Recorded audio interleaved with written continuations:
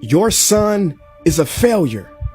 He's barely passing my class, and with grades like this, I'm just not sure what kind of future he's gonna have.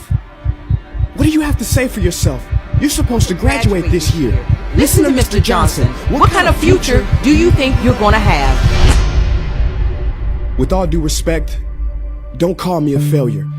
Failure is an event, not a person, in fact. And you talk about the future, Mr. Johnson, but you're not preparing us for that. Excuse me? Just listen to what I'm saying. This should be good. Would you agree that in the future, most careers will become automated? Yeah, so?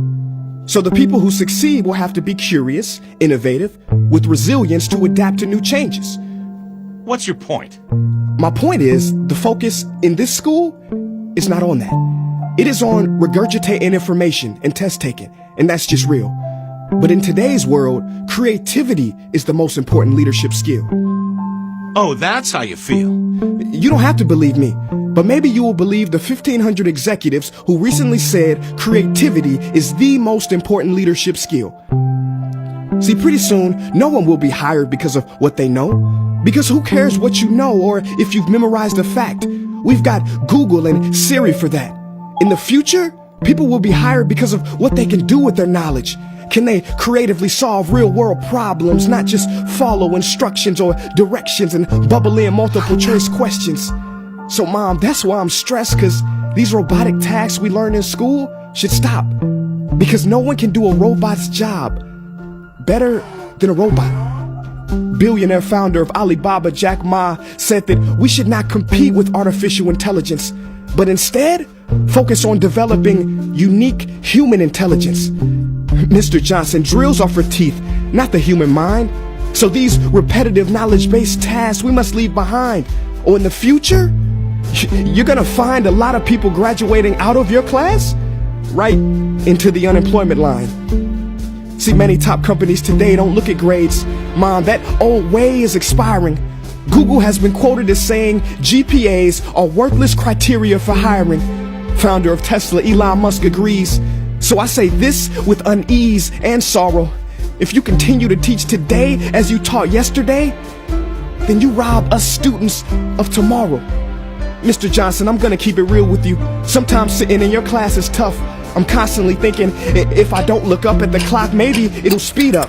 So I listen to you do my work and pay attention, feeling like an hour had to have gone by. But it was only 3 minutes. So if you wonder why we're bored in class, look, you want to get a kid to hate reading? Give them this, a school textbook. And some people think it's our fault, and that hurts me. They say you can lead a horse to water, but you can't make him drink. And to that I say no.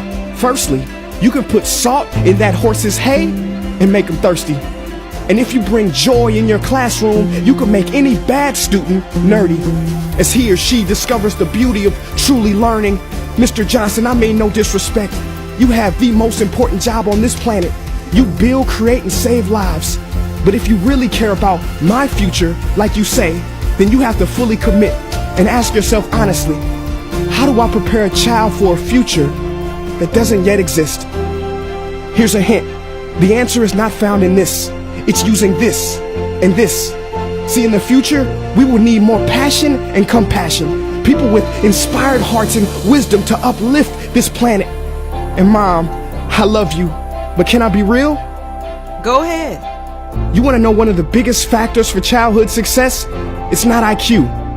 It's family meals. And we haven't had one of those in a while. See, I know sometimes you don't feel proud, because I may not be a straight A student, but I'm not stupid.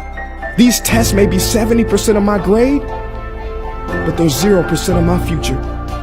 But don't worry, I'll pass this class and get through this. But I need you to give me the space I need to be me and live true. Because the best feeling in the world is that your own parents get you. There's a passage in a book called The Prophet by Khalil Gibran. And if you don't mind, I'd love to share it with you. Go ahead. See, he says, your children are not your children. They are the sons and daughters of life longing for itself. They come through you, but not from you. And though they are with you, they do not belong to you. You may give them your love, but not your thoughts, for they have their own thoughts. You may house their bodies, but not their souls, for their souls dwell in the house of tomorrow. So, Mom, I'd appreciate it if you give me the love that I need to pursue my dreams. See, if we are to succeed, all three of us need behavior change on all fronts. We talk about the future, but the future is now, and it is created now by all of us. I've never heard you speak like that before. Yeah, I didn't know. But I'm gonna reach out to administration and try to change some things. You have my word.